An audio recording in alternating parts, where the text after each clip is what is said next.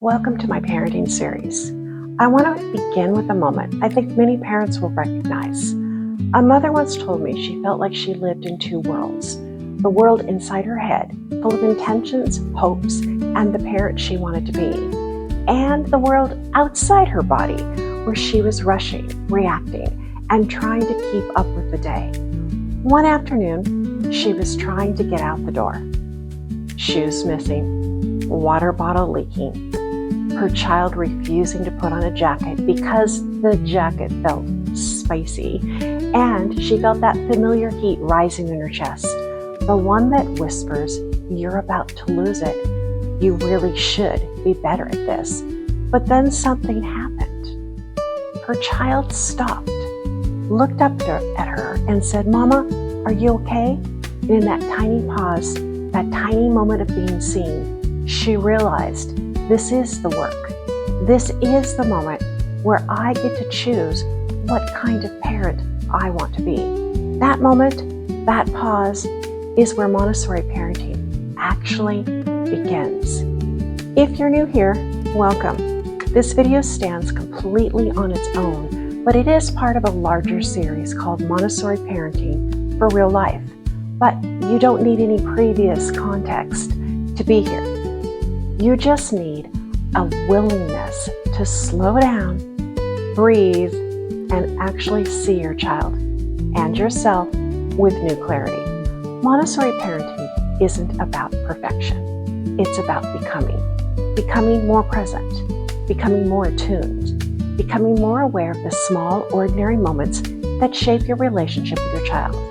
Becoming is not a straight line. It's a spiral, a rhythm, a returning. It's the courage to say, "I drifted," and the grace to say, "I can begin again." Montessori never asked the adult to be flawless. She asked the adult to be awake to the child, awake to themselves, awake to the environment that holds both themselves and the child. In Montessori, we talk about the prepared environment, but the truth is, you are part of that environment. Your tone is part of the environment. Your pace is part of the environment. Your nervous system is part of the environment. Your clarity, your boundaries, your softness, all of it shape the child's experience. Children borrow our regulation long before they build their own. They lean into our steadiness. They calibrate themselves to our emotional climate. So when you slow down, when you breathe, when you choose presence instead of urgency, you're not just managing behavior, you're creating the emotional architecture your child will grow inside. The prepared adult isn't a perfect adult. It's an adult who pauses, who observes, who responds with intention, instead of reacting from overwhelm. Let me share another moment. I was standing under a pier once, watching the waves crash. They were loud, dramatic, impossible to ignore. But then I noticed a small bird perched quietly on the beam above, still, present, and really easy to miss. Children are like that. The waves, the big emotions, the meltdowns, the constant motion pull all of our attention.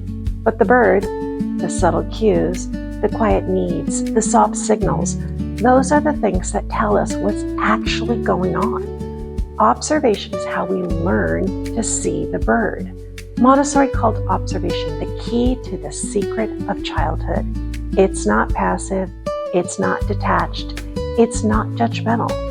It's the discipline of noticing what others overlook. It's the willingness to ask, what is this behavior communicating? It's the humility to say, let me see before I decide. Observation is how we learn the child's language. It's how we discover their needs beneath their behaviors. It's how we understand their sensitive periods, their rhythms, their frustrations, their joys. Montessori believed the child was guided by an inner teacher, an internal blueprint for growth. Your child is not waiting for you to sculpt them. They're asking you to witness them. Every sensitive period, every burst of independence, every repetition, every deep moment of concentration. Those are brush strokes in a masterpiece unfolding from within. When you step back, when you trust the process, when you honor their pace, you give them the space to reveal who they already are. And that is one of the profound acts of love a parent can offer. So, if you take one thing from this first segment, let it be this. Montessori parenting doesn't start with the child. It starts with the adult who chooses to see the child clearly.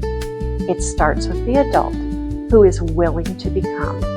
It starts with the adult who pauses long enough to notice the bird above the waves.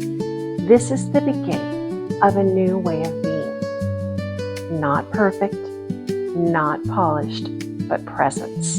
And presence is the foundation of everything that comes next.